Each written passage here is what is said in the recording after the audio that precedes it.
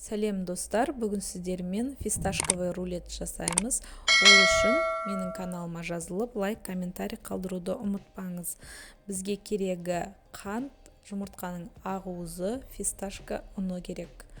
Жұмыртқаның ағуызын миксердің ыдысына құйып, ең төмен жылдамдығында араластыра бастаймыз. Шекерімізді аз-аздан салып миксерлейміз. Барлығын салып болған соң, миксердің ең жоғары жылдамдығына қойып, 10 минут миксерлейміз. Біздің массамыз аппақ, плотный болып көтерілу керек.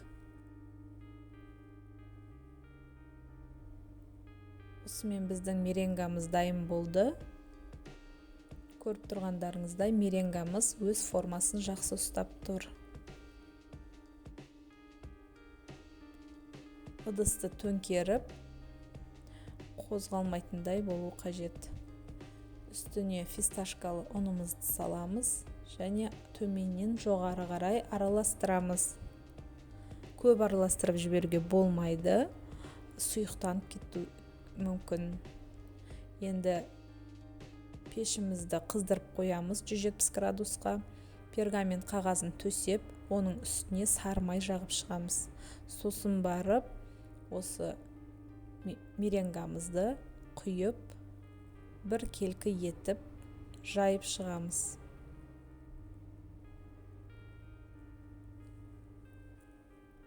Қызып тұрған пеште 25-30 минут пісіріп аламыз. Бөлме температурасында суытамыз.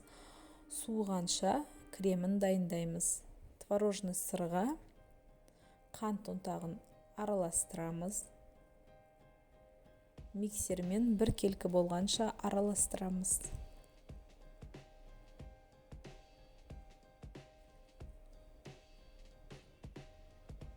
Енді үстіне салқын кілегейді құямыз.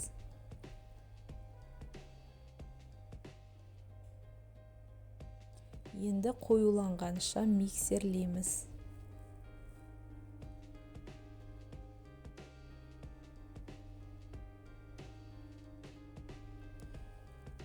Біздің крем дайын болды. Осы кремді кондитерлік мешокқа салып дайындап қоямыз. Меренгамыздың бетіне пергамент қағазын төсеп, келесі бетіне аударып аламыз. Пергамент қағазын жаймендеп алып тастаймыз.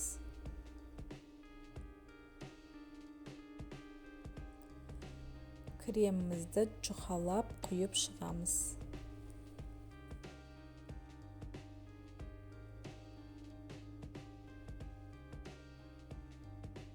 Шпательдің көмегімен осылай жайып шығамыз. Енді үстіне қалаған жидектеріңізді салсаңыздар болады. Мен қатырылған таңқурай салдым. Осылай орап аламыз рулетімізді. Мен ортасынан екіге бөлдім. Сіздер сатуға жасайтын болсаңыздар, осылай ортасынан бөліп сатсаңыздар да болады. Қалған кремін үстіне әсемдеп шықтым. Үйіңізде бар жидектерді қойып, әсемдеп шықсаңыздар болады.